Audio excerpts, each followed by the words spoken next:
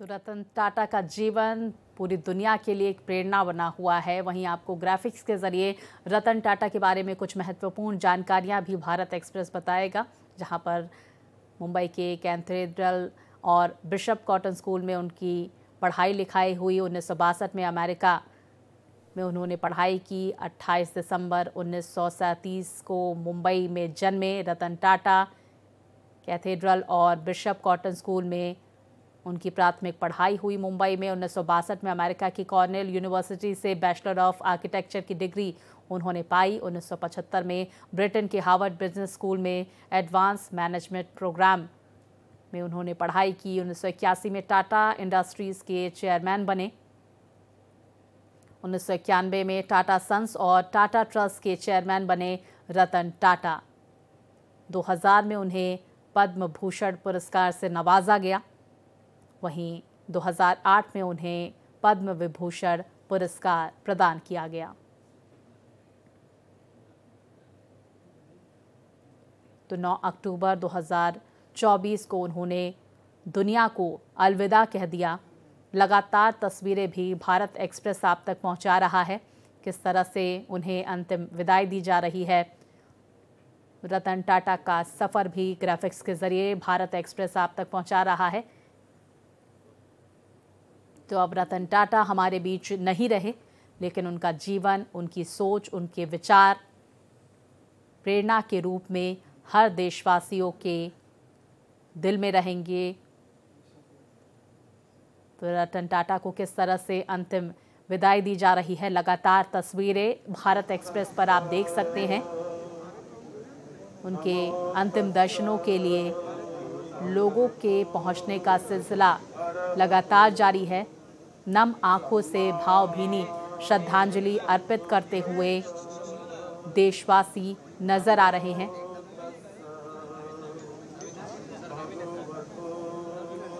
रतन टाटा ने 86 साल की उम्र में दुनिया को अलविदा कह दिया।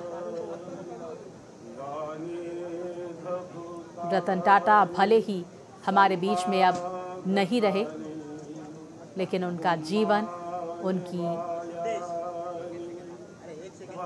विचार, उनकी सोच जो है वो युगों युगों तक याद की जाएगी। तो ये तस्वीरें लगातार हम आपको दिखा रहे हैं किस तरह से रतन टाटा ने न सिर्फ औद्योगिक क्षेत्र में बल्कि सामाजिक क्षेत्र में भी अपना उत्तरदायित्व निभाया, महत्वपूर्ण योगदान दिया। 2000 में किस तरह से उन्होंने टाटा टी द्वारा 450 मिलियन अमेरिकी डॉलर में ब्रिटिश चाय कंपनी टेटली का अधिग्रहण किया। भारतीय कंपनी का सबसे बड़ा अंतर्राष्ट्रीय अधिग्रहण था वो। 2007 का वो सन भी हर किसी के ज़हन में होगा, जब टाटा स्टील ने 6.2 बिलियन पाउंड में यूरोप की सबसे बड़ी स्टील निर्माता कंपनी कोरस का अधिग्रहण किया था। ये भारतीय स्टील उद्योग का अब तक का सबसे बड़ा सौदा था। वहीं जगुआर लैंड रोवर 2008 में अधिग्रहित की गई थी। टाटा मोटर्स ने 2.3 बिलियन अमेरिकी डॉलर में प्रतिष्ठित ब्रिटिश कार ब्रांड जगुआर और लैंड रोवर का अधिग्रहण किया। ये सौदा टाटा मोटर्स के लिए एक बड़ी सफलता साबित हुई और कंपनी को वैश्विक ऑटोमोबाइल बाजार में इस सौदे ने मजबूती दी। टाटा ग्रुप को नई ऊंचाइयों पर ले जाने वाले रतन टाटा,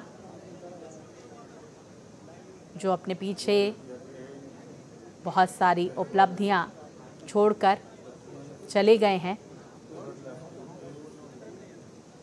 देशवासियों के दिल में अमिट छाप छोड़कर वो इस दुनिया को अलविदा कह गए हैं। वहीं देखिए रतन टाटा के जीवन से जुड़ी हुई विदेशों में किस तरह से कुछ महत्वपूर्ण यादें, उन्होंने किस तरह से विदेशों में भी भारत की एक मजबूत छवि पेश की। ये 10 अहम तस्वीरें आप अपनी टीवी स्क्रीन पर देख सकते हैं।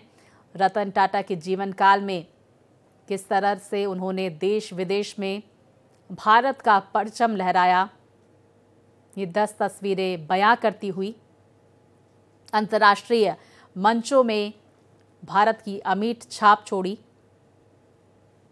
यादों में वो हमेशा रहेंगे और उन्हीं यादों को संजोती हुई ये तस्वीरें आप अपनी टीवी स्क्रीन पर देख सकते हैं।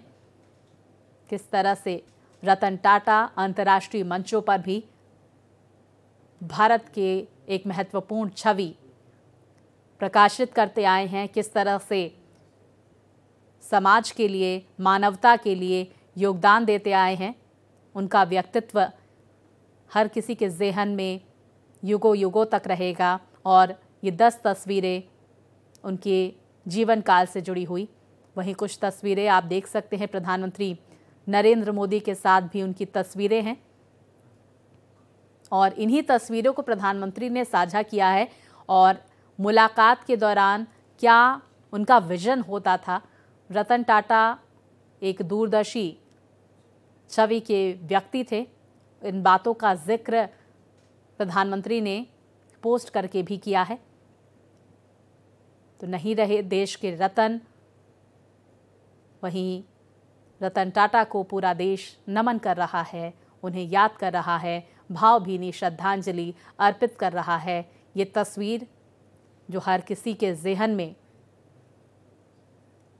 रहेगी, किस तरह से ये शख्स जिन्होंने भारत को एक नई ऊंचाइयों पर ले जाकर खड़ा किया और उतना ही समर्पण समाज के लिए, मानवता के लिए रतन टाटा का रहा। तो 28 दिसंबर 1937 को जन्मे रतन टाटा ने 9 अक्टूबर 2024 को दुनिया को अलविदा कह दिया और अपने पीछे तमाम यादें छोड़ दी और प्रेरणा भी जो देश का युवा रतन टाटा के जीवन से सीख सकता है।